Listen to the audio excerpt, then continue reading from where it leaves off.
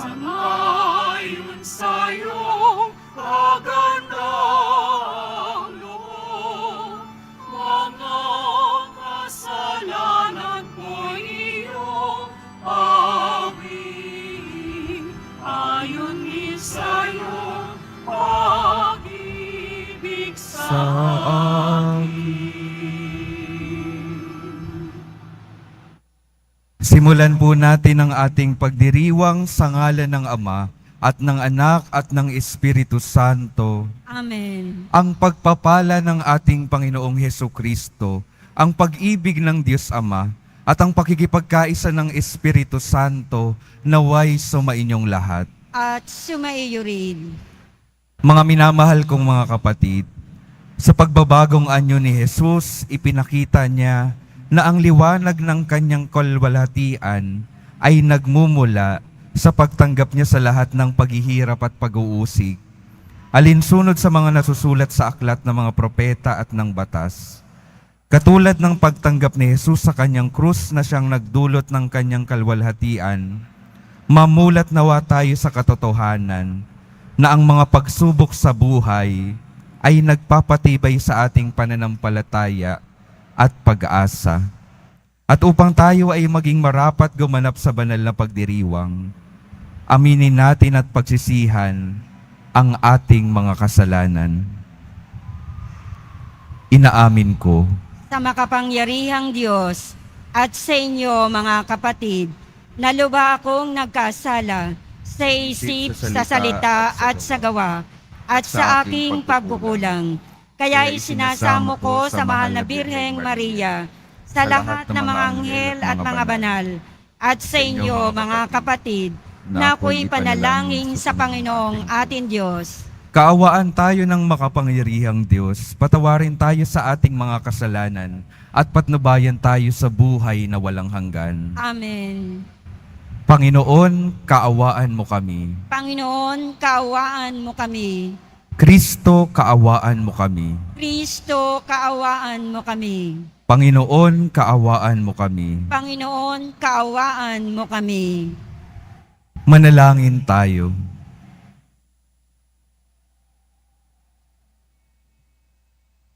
Ama naming makapangyarihan, iniutos mong pakinggan namin ang minamahal mong anak na iyong kinalulugtan.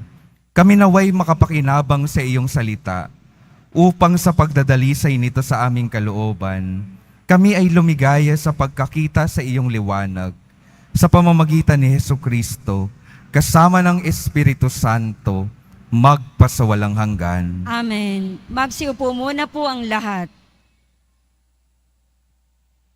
Pagbasa mula sa aklat ng Henesis.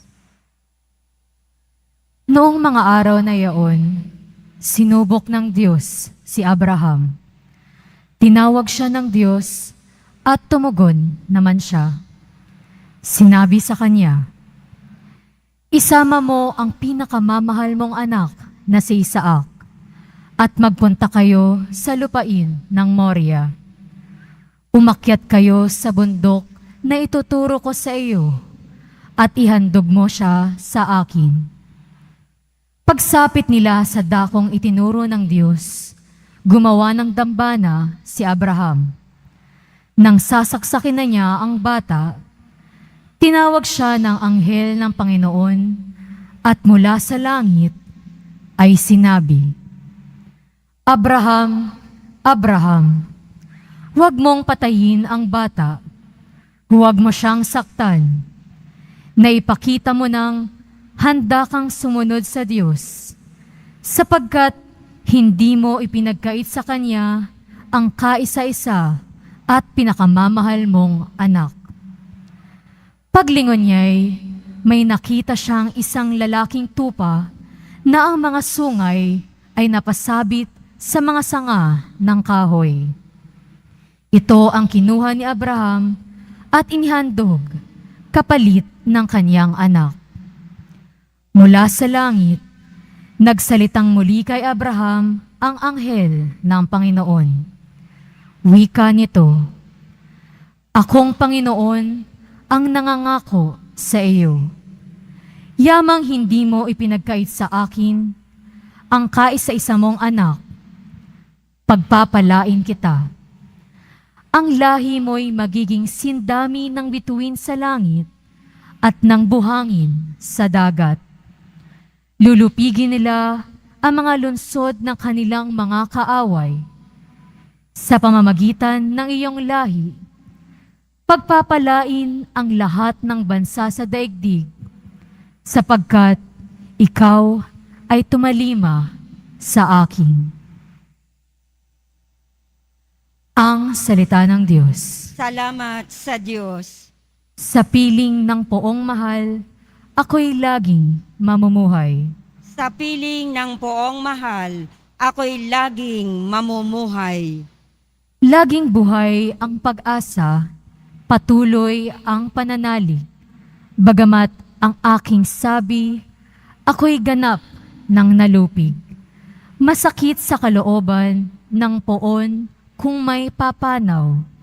Kahit ito ay iisa, labis siyang magdaramdam. Sa piling ng poong mahal, ako'y laging mamumuhay. Panginoon, naririto akong inyong abang lingkod. Katulad ng aking ina, maglilingkod akong lubos. Yamang ako'y iniligtas, kinalinga at tinubos. Ako ngayoy maghahandog ng haing pasasalamat. Ang handog kong panalangin, sa iyo ko ilalagak. Sa piling ng poong mahal, ako'y laging mamumuhay. Kapag nagsasama-sama ang lahat ng iyong hirang, sa templo sa Jerusalem, ay doon ko ibibigay ang anumang pangako kong sa iyo ay binitawan. Sa piling ng poong mahal, ako'y laging mamumuhay.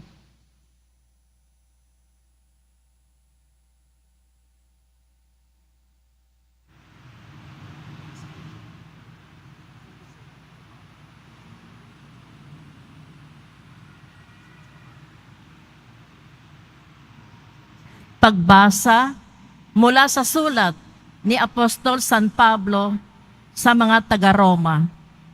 Mga kapatid, kung ang Diyos ay panig sa atin, sino ang laban sa atin? Hindi niya ipinagkait ang sarili niyang anak, kundi ibinigay niya para sa ating lahat. Kung naipagkaloob niya sa atin ang kanyang anak, hindi ba niya ipagkakaloob sa atin ang lahat ng bagay kasama ng kanyang anak? Sino ang maghaharap ng sakdal laban sa mga hinirang ng Diyos? Gayong ang Diyos ang nagpapawalang sala sa kanila.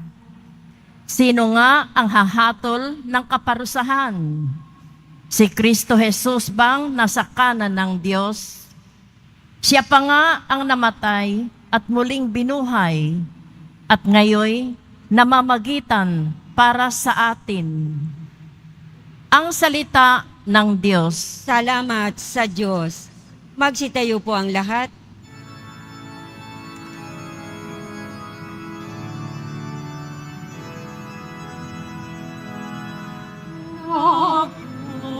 Nagpupuri kami sa'yo, Panginoon Jesucristo.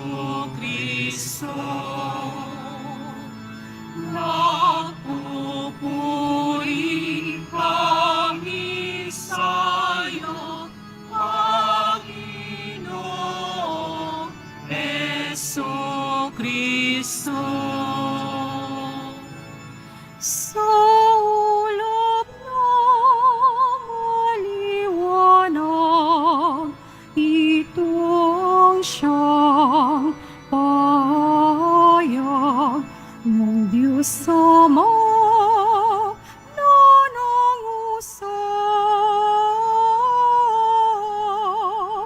Ito ang mahal kong anak, lugod kong ginangnan. Nagpupuri kami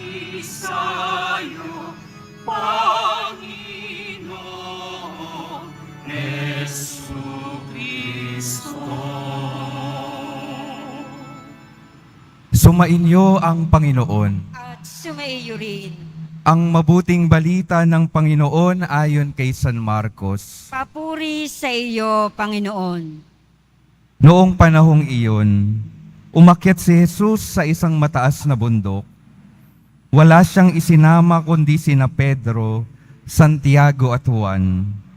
Samantalang sila'y naroon, nakita nilang nagbagong anyo si Jesus. Nagningning ang kanyang kasuotan na naging puting-puti. Ano pat walang sino mang makapagpapaputi ng gayon.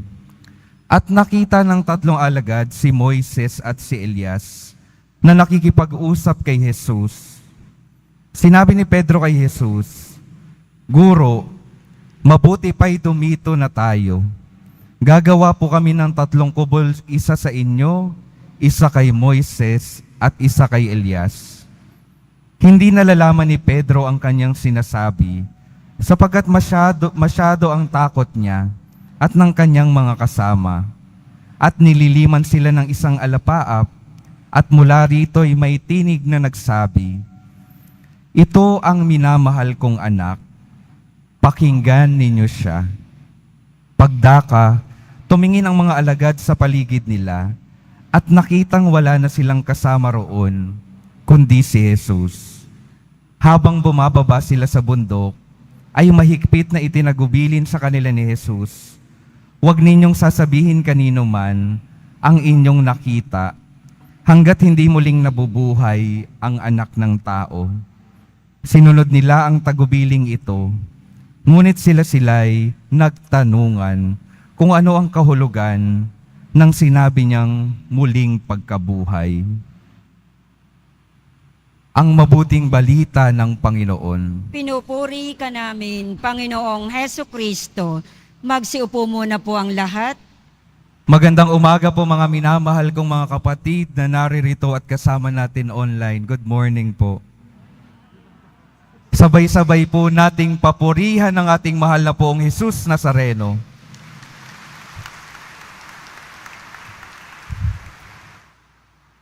Pakingitian po yung katabi, pakisabi, "Huwag kang susuko. Papalakasin ka ng Diyos." Ayan po yung pinakamensahe ng ating Panginoon sa linggong ito.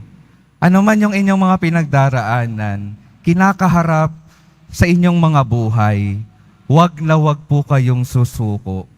Papalakasin kayo ng ating poong Jesus Nazareno. Sa atin pong ebanghelyo, ano po ba yung nangyari? Tinatawag po natin ito sa English na transfiguration. Transfiguration. Pakisabi nga po ulit, transfiguration. Sa Tagalog, ang ibig sabihin po, pagbabagong anyo ng ating poong Jesus Nazareno. At para saan po yung transfiguration, itong pagbabagong anyo ng ating Panginoon? Yung nangyari po dito, yung ating poong Jesus Nazareno ay tunay na nagningning. Pinakita yung patikim ng kanyang kalwalhatian. Kalwalhatian po, pagpapakita ng kalwalhatian ng ating Panginoon. At bakit nangyari po ito? Sabi po sa ating katekismo, nangyari ang transfiguration, isa sa mga dahilan ay para palakasin yung loob ng mga apostol, ng mga alagad ng ating Panginoon. Dahil nanghihina na yung kanilang mga kalooban. Pinakita sa kanila yung patikim ng kalwalhatian dahil nanghihina na yung kanilang mga loob. At bakit nanghihina yung kalooban ng mga alagad ni Jesus? Dahil bago nangyari yung transfiguration, yung naririnig nila sa ating Panginoon, siya ay magdadaan sa paghihirap, sa pagpapakasakit, siya ay dadaan sa Kalbaryo. Kaya yung mga apostol, sa kanilang mga kalooban, sa kanilang mga sarili, parang nagdududa na sa ating Panginoon. Tama pa ba yung sinusundan natin?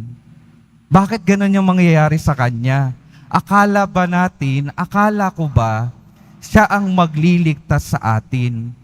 Pero bakit siya dadaan sa paghihirap? Bakit siya dadaan sa Kalbaryo?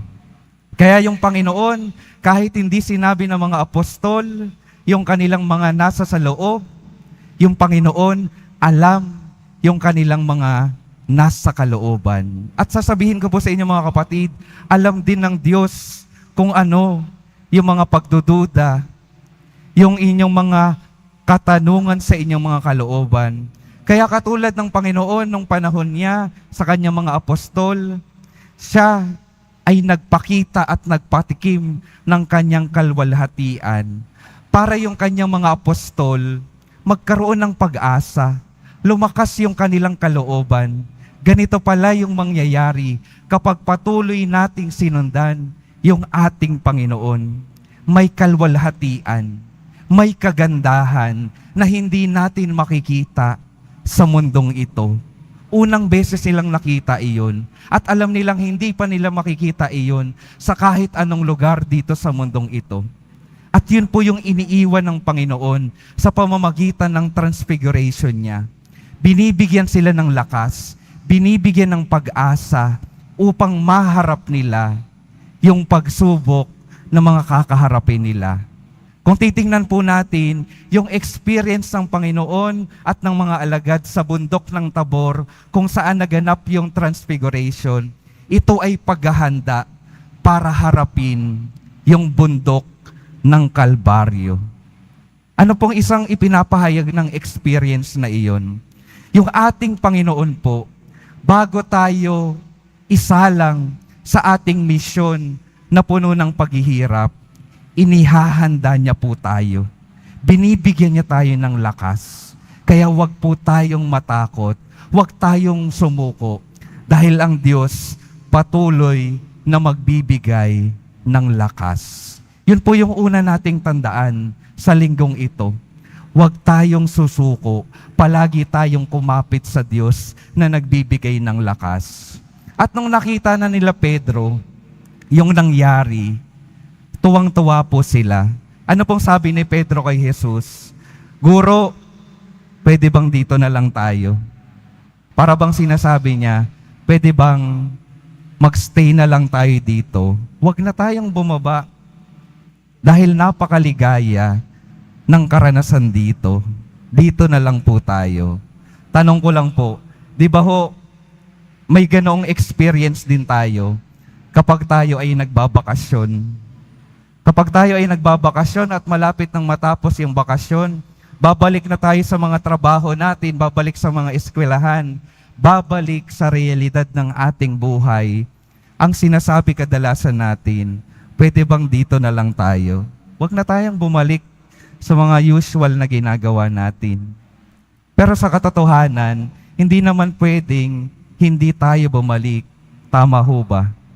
Kailangan nating bumalik sa ating mga trabaho, sa ating pag-aaral, sa ating pamilya, sa ating mga ginagawa sa pang-araw-araw para sa ikabubuhay natin at sa ikabubuhay ng mga taong mahalaga para sa atin. Kailangan nating bumalik. Kailangan nating harapin yung ating misyon. Hindi tayo pwedeng manatili sa bundok ng kaligayahan na iyon. At ganon din po yung ipinapahayag ng Panginoon nung sinabi niyang hindi kailangang magtayo ng kubol at manatili tayo dito sa bundok ng Tabor. Sinasabi ng Panginoon, kailangan nating bumaba muli. Kailangan nating ipagpatuloy yung ating misyon. Kailangan nating kaharapin yung kalbaryo ng ating buhay.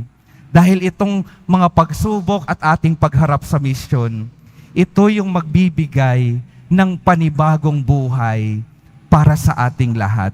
Yung pakikiharap ni Jesus sa kanyang misyon at sa kanyang krus, ito yung magbibigay ng buhay na walang hanggan sa ating lahat. Kaya kailangan natin na harapin yung ating misyon. Yung bundok ng Tabor, yung experience ng transfiguration, ito po ay experience ng pagpapalakas upang tunay nating maharap yung ating misyon sa buhay na ito. Kaya wag rin po sana tayong matakot na harapin yung mga misyon na ibinibigay sa atin ng Panginoon. Dahil kapag tinugunan natin ito, itong mga misyon natin, magbibigay din ng panibagong buhay sa buhay ng bawat isa sa atin. At narinig po natin sa Ebanghelyo, bago nangyari yung transfiguration moment, si Jesus at yung kanyang mga alagad ay umakyat sa mataas na bundok. Tanong ko lamang po, kailangan pa ba nating umakyat sa mataas na bundok para maranasan ang pagpapalakas ng ating Panginoon? Kailangan pa ba nating umalis sa ating mga tahanan, sa ating lungsod, sa ating mga kinauupuan sa araw na ito para maranasan ang pagpapalakas ng Panginoon? Sasabihin ko po sa inyo, hindi nyo na po kailangang mamundok pa. Ang kailangan natin ay pag-akyat ng ating puso't isipan sa Diyos sa pananalangin. Sa pananalangin po natin, tunay na mararanasan din yung pagpapalakas ng ating Panginoon. Hindi na natin kailangang umakyat sa malayong lugar. Kailangan lamang nating maglaan ng panahon para iakyat yung ating mga kalooban sa Diyos sa ating pananalangin. Kaya napakahalaga na palagi tayong maglalaan ng Diyos sa pananalangin dahil dito nangyayari yung pagpapalakas ng Diyos para sa ating mga buhay upang tunay nating maharap yung ating mga misyon at para natin mapagtagumpayan yung mga pagsubok ng ating mga buhay. Kahapon po, ako ay dumalaw po sa dati kong assignment sa EDSA Shrine po. Nung nakaraang Martes po, nagkaroon po sila ng blessing ng Adoration Chapel. Ilang taon bago muling nabuksan yung Adoration Chapel. At kinakwento ng mga taga-EDSA Shrine, natuwang-tuwa sila dahil nabuksan ng muli yung kanilang Adoration Chapel. Bakit daw? Tinanong ko bakit? Ano bang nangyari sa inyo sa Adoration Chapel? Kinuwento nila sa akin na sa maliit na kapilyang iyon, maraming luhang tumulo para sa mga pangarap nila. Maraming lumuhang tumulo para sa kanilang mga pagsubok na nais silang mapagtagumpayan. Marami silang dinala doon ng mga panalangin. Maraming buhay daw na nabago doon at maraming bokasyon na nabuksan dahil sa kapilyang iyon. Tuwang-tuwa sila dahil nabuksang muli. Tuwang-tuwa sila dahil alam ko sa kanilang karanasan, natagpuan at napalakas sila ng Panginoon sa kapilyang iyon. Binigyan sila ng pag-asa, binigyan ng tagumpay, binigyan ng pagbabagong buhay. Tinulungan sila ng Panginoon para maharap yung mga pagsubok ng kanilang buhay. Sa kapilyang iyon, naranasan nila ang pagpapalakas ng Panginoon. Naranasan nila ang transfiguration ng Panginoon. Meron pa po ako isang kwento. Nung ako po ay seminarista pa, kami po ay pinadala sa Leyte matapos ang Yolanda. At nung kinakwento sa amin ng isang nanay doon, matapos daw na dumaan yung bagyong Yolanda, lumabas na sila sa kanilang mga bahay. Tiningnan nila yung sitwasyon ng kanilang bayan at nakita nila na lahat ng kanilang mga bahay ay wasak. Kaya anong unang ginawa nila? Naghanap sila ng mga gamit na pwedeng gamitin para maitayo muli yung kanilang mga bahay. At nung naghahanap sila ng mga gamit, nakita nila yung kanilang kapilya ay wasak din. Sabi nung nanay na isa kong nakausap, sabi niya, parang hindi naman na okay yung bahay ko, pero yung bahay ng Diyos ay hindi okay. Parang hindi okay na wasak yung bahay ng Diyos habang binubuo namin yung aming mga bahay. Saan kami kukuha ng pag-asa? Saan kami kukuha ng pag-asa? Kaya anong ginawa nila? Inuna nilang itayo yung kanilang kapilya dahil maraming pagkakataon na doon sa kapilyang iyon, naranasan nila ang pagpapalakas at pagbibigay ng pag-asa ng ating Panginoon. Mga kapatid, nawa itong simbahang ito patuloy na maging lugar ng pagpapalakas sa inyo ng ating Poong Hesus Nazareno. At kahit wala kayo sa simbahang ito, uulitin ko po, kahit kayo ay nasa mga tahanan ninyo, pwede kayong magtaas ng inyong mga kalooban upang magpalakas sa Panginoon. Ano pong kailangan? Maging bukas lamang tayo sa pagpapalakas ng ating Panginoon. At nais ko pong tapusin itong aking pagninilay sa sinabi ng Diyos sa ating Ebanghelyo. Ipinakilala niya si Jesus, ito ang pinakamamahal kong anak, pakinggan ninyo siya. Ito po yung mahalagang paalala sa atin. Sa bawat panahon na nagtataas tayo ng sarili sa Panginoon sa pananalangin, mahalagang pakinggan natin yung ating Panginoon. Pakinggan at sundan yung ating Panginoon. Bakit mahalagang pakinggan yung ating Panginoon? Dahil siya yung makakapagbigay ng tunay na daan para sa ating kaligtasan. Tanong ko lang po, kapag kayo ay may karamdaman, hindi ho ba mahalaga na alam niyo yung papakinggan? Pupunta kayo sa doktor para humingi ng paggabay para sa inyong pagpapagaling. Hindi naman kayo pupunta sa mekaniko kapag kayo ay may karamdaman. Tama ho ba? Pupunta kayo sa doktor. Alam nyo kung saan pupunta kapag may problema yung ating kalusugan. Sa ating buhay, ito po yung patuloy na ipinapahayag sa atin. Kapag nawawala tayo sa buhay, nagkakagulo-gulo yung ating buhay, ang dapat nating puntahan, walang iba kundi yung ating Panginoon. Dahil nasa sa Kanya yung katotohanan, nasa sa Kanya yung daan, nasa sa Kanya yung buhay na walang hanggan. Huwag na tayong makinig pa sa iba't iba pang mga boses na nagsasabing sila ang may hawak ng katotohanan. Tanging sa Diyos lamang natin mapapakinggan ang tamang daan, ang daan patungo sa kaligtasan. Padalawang paanyaya mga minamahal kong mga kapatid sa linggong ito.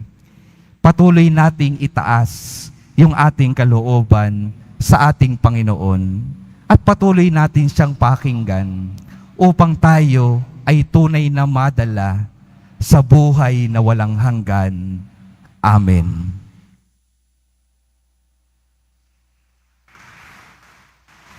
Magsitayo po ang lahat. Ipahayag po natin ang ating pananampalataya. Sumasampalataya ko sa Diyos amang makapangyarihan sa lahat, na may gawa ng langit at lupa. Sumasampalataya ko kay Hesu Kristo, iisang anak ng Diyos, Panginoon nating lahat. Nagkataong tao siya, dalang ng Espiritu Santo, ipinanganak ni Santa Mariang Birhen, pinagpakasakit ni Poncio Pilato, pinako sa krus, namatay, inilibing. Nanaog sa kinaroroonan ng mga yumao, nang may ikatlong araw na buhay na maguli, umakyat sa langit, naluluklok sa kanan ng Diyos amang makapangyarihan sa lahat. Doon magmumulang paririto at hukom sa nangabubuhay at nangamatay na tao. Sumasampalataya naman ako sa Diyos Espiritu Santo, sa banal na simbahang katolika, sa kasamahan ng mga banal, sa kapatawaran ng mga kasalanan, sa pagkabuhay na muli ng nangamatay na tao, at sa buhay na walang hanggan. Amen. Mga kapatid, ipinahahayag sa atin ng Ama na makakamit lamang natin ang kaligtasan kung haharapin natin ang pagdurusa at sakit katulad ng ginawa ng kanyang anak. Sa kabila ng ating kalikasan at mga kahinaan, dumalangin tayo. Panginoon, aming liwanag, dinggin mo ang iyong bayan. Panginoong aming liwanag, dinggin mo ang iyong bayan. Sa kabila ng laganap ng materialismo, patuloy nawang ipahayag ng Santo Papa Francisco, mga obispo, diakono, pari, at relihiyoso at relihiyosa ang kahalagahan ng simpleng pamumuhay at pagtulong sa mga mahihirap. Manalangin tayo. Panginoon aming liwanag, dinggin mo ang iyong bayan. Pakinggan nawa ng mga namumuno sa pamahalaan ang tinig ng mga naghihikahos, mga inaalipusta, mga biktima ng karahasan, at mabigyan nawa sila ng katarungan. Manalangin tayo. Panginoon aming liwanag, dinggin mo ang iyong bayan. Magsilbi nawang inspirasyon ang pagbabagong anyo ng Panginoon sa mga may sakit, mga pinabayaan at mga nangungulila upang umiral sa kanila ang tibay ng loob at pag-asa. Manalangin tayo. Panginoon aming liwanag, dinggin mo ang iyong bayan. Lumayo nawa tayo sa pananampalataya at pagtitiwala upang hindi tayo madaig ng kamatayan at manatiling mapayapa sa gitna ng mga pagsubok sa buhay. Manalangin tayo. Panginoon aming liwanag, dinggin mo ang iyong bayan. Ama, punuin mo po kami ng iyong mga biyaya. Sa pagdiriwang namin sa pagbabagong anyo ng iyong anak, mapuno nawa ang bawat sandali ng aming buhay ng pananalig sa iyo. Hinihiling namin ito sa pamamagitan ni Kristong aming Panginoon. Amen. Magsipo muna po ang lahat.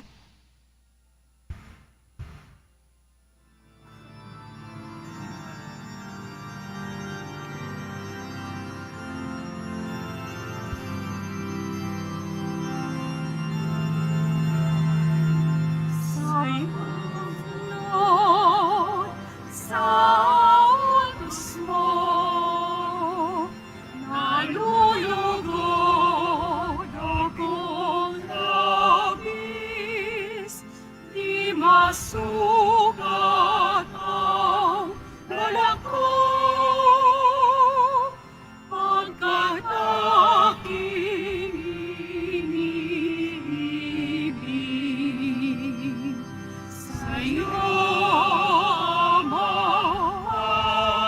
amingan mo ang pinapayat anak na ito. Handog ng iyong bayang sumasamot, humihingi ng patawad mo. Magsitayo po ang lahat. Manalangin kayo mga kapatid upang ang paghahain natin ay kalugdan ng Diyos Amang makapangyarihan. Tanggapin nawa ng Panginoon itong paghahain sa iyong mga kamay, sa kapurihan niya at karangalan, sa ating kapakinabangan at sa buong sambayanan niyang banal. Ama naming lumikha, ang paghahain ito ay magdulot nawa ng kapatawaran ng aming mga kasalanan at magpabanal sa aming buong katauhan para sa pagdiriwang ng Pasko ng pagkabuhay sa pamamagitan ni Hesukristo kasama ng Espiritu Santo magpasawalang hanggan. Amen. Sumainyo ang Panginoon. At sumaiyo rin. Itaas sa Diyos ang inyong puso at diwa. Itinaas na namin sa Panginoon. Pasalamatan natin ang Panginoong ating Diyos. Harapat na siya ay pasalamatan. Ama naming makapangyarihan, tunay ngang marapat na ikaw ay aming pasalamatan sa pamamagitan ni Hesukristo na aming Panginoon, nang maipagtapat niya sa mga alagad na siya'y laang mamamatay para sa lahat. Sa kanila'y kanyang ipinamalas ang kanyang sariling puspos ng liwanag. Ang iyong mga utos at mga propeta ay pawang mga tagapagpatunay niya sa pagkakatalagang para sa kapwa'y magdusa upang akayin ang lahat sa pagkabuhay na maligaya. Kaya kaisa ng mga anghel, na nagsisiawit ng papuri sa iyo, nang walang humpay sa kalangitan, kami nagbubunyi sa iyong kadakilaan.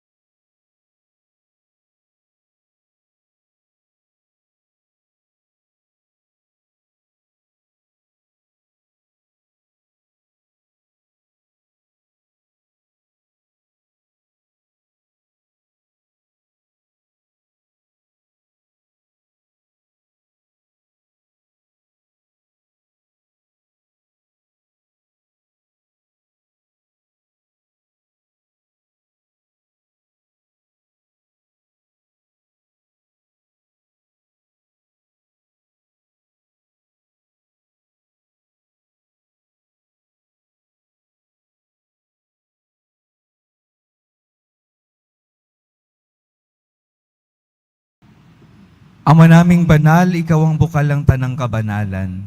Kaya't sa pamamagitan ng iyong Espiritu, gawin mong banal ang kaloob na ito, upang para sa amin maging katawan at dugo ng aming Panginoong Hesu Kristo. Bago niya pinagtiis ang kusang loob na maging handog, hinawakan niya ang tinapay, pinasalamatan kaniya, pinaghati-hati niya iyon, iniabot sa kanyang mga alagad at sinabi, "Tanggapin ninyong lahat ito at kanin. Ito ang aking katawan na ihahandog para sa inyo."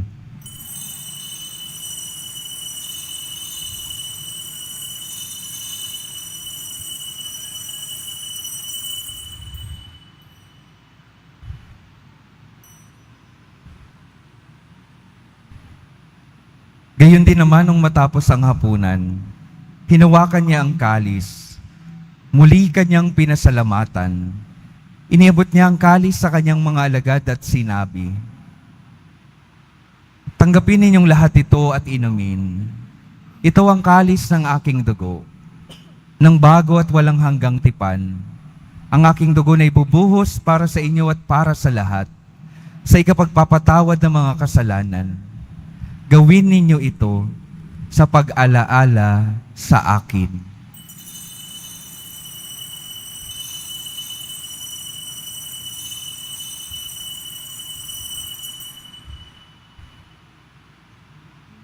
Magsitayo po ang lahat. Ipagbunyi natin ang misteryo ng pananampalataya. Si Kristo'y namatay, si Kristo'y nabuhay, si Kristo'y babalik sa wakas ng panahon. Ama, ginagawa namin ngayon ang pag-alala sa pagkamatay at muling pagkabuhay ng iyong anak. Kaya't iniaalay namin sa iyo ang tinapay na nagbibigay buhay at ang kalis na nagkakaloob ng kaligtasan. Kami nagpapasalamat dahil kami iyong minarapat na tumayo sa harap mo para maglingkod sa iyo. Isinasamo namin kaming magsasalo-salo sa katawan at dugo ni Kristo ay mabuklod sa pagkakaisa sa pamamagitan ng Espiritu Santo. Ama, lingapin mo ang iyong simbahang laganap sa buong daigdig. Puspusin mo kami sa pag-ibig, kaisa ni Francisco na aming Papa, at ni Jose na aming Obispo, at ng Tanang Kaparian. Alalahanin mo rin ang mga kapatid naming nahimlay, nang may pag-asang sila'y muling mabubuhay, gayon din ang lahat ng mga pumanaw. Kaawaan mo sila at patuloyin sa iyong kaliwanagan. Kaawaan mo at pagindapatin kaming lahat, na makasalo sa iyong buhay na walang wakas, kaisa ng mahal na Birheng Maria na Ina ng Diyos, ng kabiyak ng puso niyang si San Jose, kaisa ng mga apostol, ni San Juan Bautista at ng lahat ng mga banal, na namuhay dito sa daigdig ng kalugod-lugod sa iyo. Maipagdiwang nawa namin ang pagpupuri sa ikararangal mo, sa pamamagitan ng iyong anak, na aming Panginoong Hesu Kristo. Sa pamamagitan ni Kristo, kasama niya at sa Kanya, ang lahat ng parangal at papuri ay sa iyo, Diyos Amang makapangyarihan, kasama ng Espiritu Santo, magpa sa walang hanggan.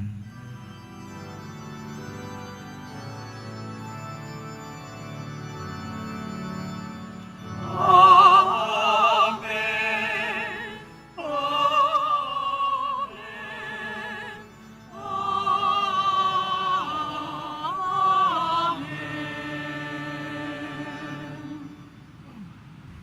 Sa tagubili ng mga nakagagaling na utos at sa turo ni Jesus na Panginoon natin at Diyos, ipahayag natin ng lakas loob. Ama namin, sumasalangit ka, sambahin ang ngalan mo, mapasa amin ang kaharian mo, sundin ang loob mo dito sa lupa para nang sa langit. Bigyan mo kami ngayon ng aming kakanin sa araw-araw at patawarin mo kami sa aming mga sala para nang pagpapatawad namin sa nakakasala sa amin. At huwag mo kaming ipahintulot sa tukso at iadya mo kami sa lahat ng masama. Hinihiling namin kami adya sa lahat ng masama, pagkalooban ng kapayapaan araw-araw, iligtas sa kasalanan, at ilayo sa lahat ng kapahamakan, samantalang aming pinananabikan ang dakilang araw ng pagpapahayag ng tagapagligtas naming si Hesukristo. Sapagkat iyo ang kaharian, at ang kapangyarihan, at ang kapurihan, magpakailanman. Amen. Panginoong Hesukristo, sinabi mo sa iyong mga apostol, kapayapaan ang iniiwan ko sa inyo, ang aking kapayapaan ang ibinibigay ko sa inyo. Tunghayan mo ang aming pananampalataya, at huwag ang aming pagkakasala. Pagkalooban mo kami ng kapayapaan at pagkakaisa, ayon sa iyong kalooban, kasama ng Espiritu Santo, magpasawalang hanggan. Amen. Ang kapayapaan ng Panginoon ay laging sumainyo. At sumaiyo rin. Magbigayan kayo ng kapayapaan sa isa't isa.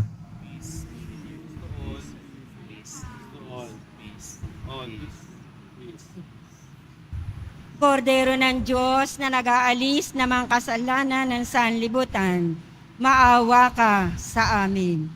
Kordero ng Diyos na nag-aalis ng mga kasalanan ng sanlibutan, maawa ka sa amin. Kordero ng Diyos na nag-aalis ng mga kasalanan ng sanlibutan, ipagkaloob mo sa amin ang kapayapaan. Magsilod po ang lahat.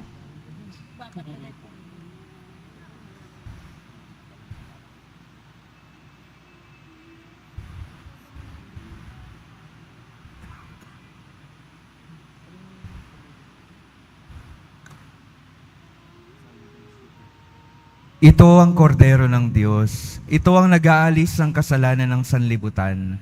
Mapalad ang mga inaanyayahan sa kanyang piging. Panginoon, hindi ako karapat-dapat na magpatuloy sa iyo, ngunit sa isang salita mo lamang ay gagaling na ako.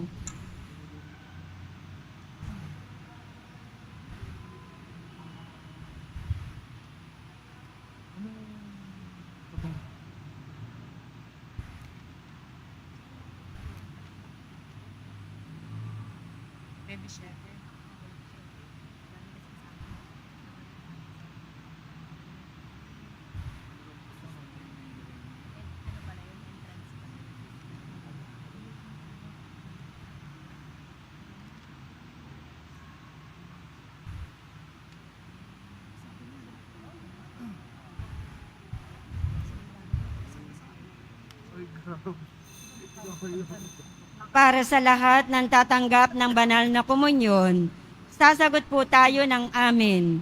Pagkasabi ng pari o ng lay minister ng katawan ni Kristo at isubo agad sa bibig bago umalis sa harapan ng pari o lay minister. Sumunod po tayo. Maraming salamat po.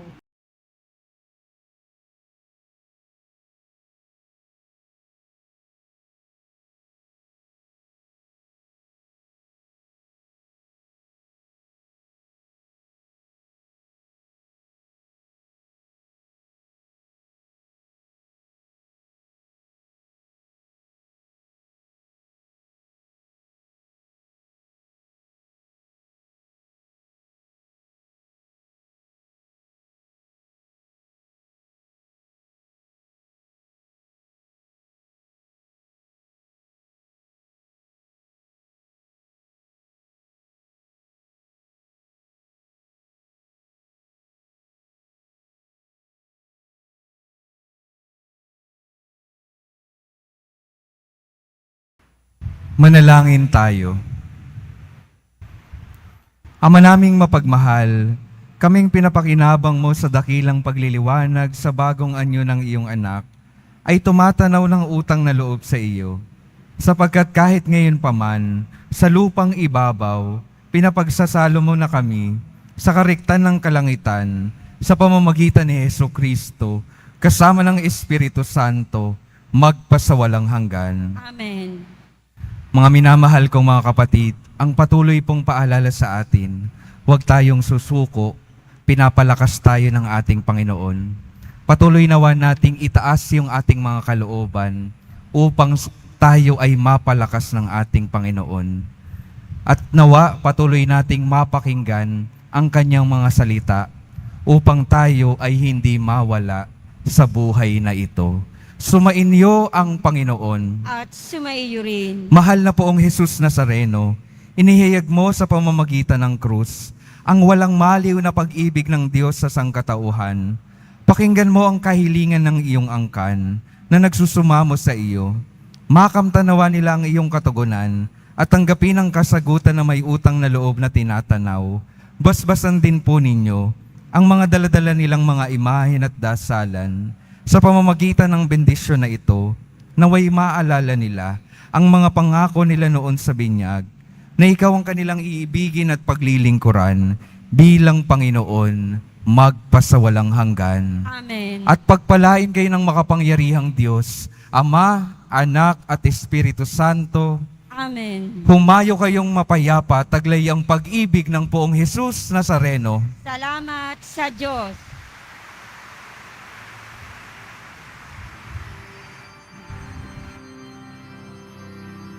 Nuestro Padre Jesús Nazareno, sinasamba ka namin, inipinto ka namin, aral mo ang aming kaligtasan. Nuestro Padre Jesús Nazareno, inarangal ka namin. Nuestro Padre Jesús Nazareno, nilulwalhati ka namin. Nuestro Padre Jesús Nazareno, inarangal ka namin. Nuestro Padre Jesús Nazareno,